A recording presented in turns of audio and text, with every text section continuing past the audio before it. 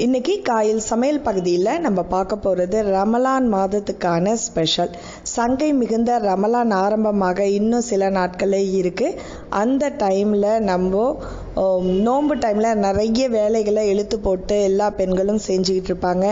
அவங்க முன்னாடியே செய்யக்கூடிய சின்ன சின்ன டிப்ஸ்களை நம்ம இந்த பகுதியில் பார்க்க போகிறோம். சங்கை மிகுந்த அந்த ரமலான் மாதத்தில் நிறைய பேர் இந்த அடுப்படியே கதின்னு கிடப்பாங்க. ஸோ அந்த மாதிரி இல்லாமல் முடிஞ்ச வரைக்கும் நம்ம முன்னாடியே, அதாவது 15 நாளுக்கு முன்னாடியே என்னென்ன வேலைகள் செய்யலாம் அப்படின்றதான் இன்றைக்கி நம்ம பார்த்துக்கிட்டு இருக்கோம். முதல்ல என்ன பண்ணுங்கன்னா, வீட்டில் தேவையில்லாத பழைய துணிலாம் நிறைய இருக்கும், குழந்தைங்களோட ட்ரெஸ்ஸும் இருக்கும். அதெல்லாம் எடுத்து என்ன பண்ணுங்கள், உங்களுக்கு தேவையில்லைன்றதை அலசி அதை அயன் செஞ்சு தனித்தனியாக ஒரு கவரில் போட்டு வச்சுருங்க. இந்த ரமலான் நாட்களில் நிறைய யாசகம் கேட்டு வருவாங்க, அந்த அவங்களுக்கு எடுத்து கொடுக்கறதுக்கும் ஈஸியாக இருக்கும். அதுபோல் அநாத ஆசிரமங்களுக்கும் அந்த மாதிரி ட்ரெஸ்ஸை நீங்கள் கொடுக்கலாம்.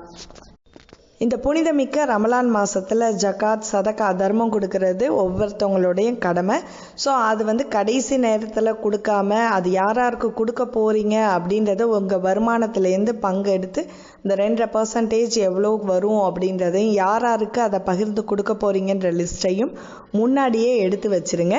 அந்த லிஸ்ட்டை எடுத்து கொடுத்துட்டு அவங்க கேட்டு வர்றதுக்கு முன்னாடியே நீங்களே அவங்க வீட்டில் கொண்டு போய் கொடுக்கறது ஒரு பெரிய சதக்கா.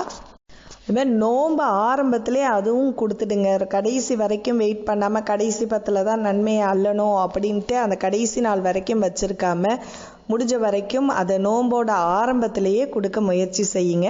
அதுமாதிரி வீட்டுக்குன்னு யாசகம் கேட்டு வருவாங்க, அவங்களுக்காக அரிசி மற்ற சில்லறை காசெல்லாம் தனித்தனியாக நீங்கள் எடுத்து முன்னாடியே எடுத்து வச்சிட்டிங்கன்னா அவங்க வரும்போது எடுத்து கொடுக்கவும் ஈஸியாக இருக்கும். நமக்கு மணிகள்லாம் அலசி நம்ம காய வைக்கிறதுக்கு முன்னாடி இப்போ தொழுக போகிறதுக்கான குப்பாயம், முசல்லா, அந்த தொழுக துணி, விரிப்பு அதெல்லாம் நீங்கள் 4-5 செட்டு எடுத்து நல்லா வாஷ் பண்ணி அதையும் ரெடியாக எடுத்து வச்சுருங்க. ஏன்னா நைட்டு தொழுக போகும்போது அந்த ஒவ்வொன்றா எடுத்துகிட்டு அழுக்கு துணியில் போட்டு அந்த நேரத்தில் வாஷ் பண்ணாமல் அதையும் முன்னாடியே எல்லாமே அலசி வச்சிட்டிங்கன்னா ஈஸியாக இருக்கும். அதுமாதிரி பெருநாள் புது துணி எடுக்க போகிறதுக்குன்னு கடைசி 10 தான் நிறைய பேர் தேர்ந்தெடுப்பாங்க. ஸோ முடிஞ்ச வரைக்கும் அதெல்லாம் தவிர்த்துட்டு முன்னாடியே எடுத்து வச்சுருங்க. ஸோ நோன்பு நேரத்தில் எந்த அளவுக்கு உங்களால் இபாதத்துகளில் ஈடுபட முடியுமோ அந்த அளவுக்கு ஈடுபட்டுருங்க. தொழுகையிலையும் அவங்க வாயில் களிமாவும் ஓதிக்கிட்டே இருங்க, குரான் ஓதிக்கிட்டே இருங்க. மணிகள் நேரம்ன்றதுனால அடுப்பில் நமக்கு நிறைய வேலைகள் இருந்துகிட்டு இருக்கும். ஸோ அந்த வேலைகளுக்காக நம்ம மண்டையை உடச்சிட்டு இல்லாமல் முன்கூட்டியே இன்னைக்கு இதுதான் பண்ணணும் அப்படின்ட்டு கொஞ்சம் நீங்கள் ஷெடியூல் போட்டு வச்சிடலாம். நம்ம விரதம் இருந்தாலும் ஒரு நாள் ஃபுல்லாக பட்னி கிடந்தாலும் அந்தந்த தேவைக்கு ஆகாரங்கள் தேவைப்பட தான் செய்யும். ஸோ அதுக்காக நேரத்தை ரொம்ப அதிகமாக செலவு பண்ணாமல் எந்த அளவுக்கு சிம்பிளாக பண்ண முடியும் அப்படின்றத யோசித்து அந்த நேரங்களில் சகர் நேரத்துக்கானதும் இஃப்தார் நேரத்துக்கான உணவுகளை ரெடி பண்ணி வச்சுருங்க. அதுக்கான சாமான்களை முதலையே லிஸ்ட்டு போட்டு தேவையானதை வாங்கி வச்சுருங்க.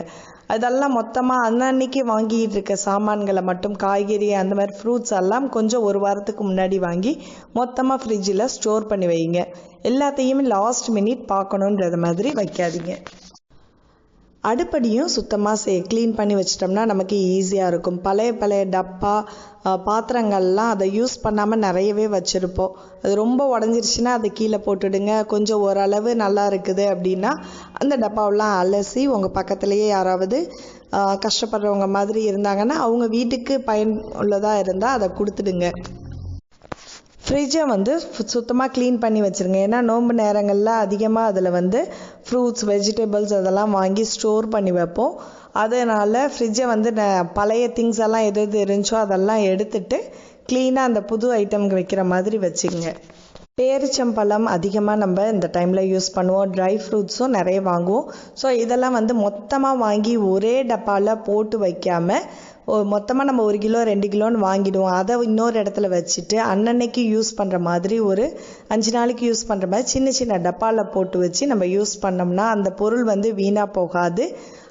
முடிஞ்சதுக்கப்புறம் நம்ம எடுத்து யூஸ் பண்ணுறதுக்கும் வசதியாக இருக்கும்.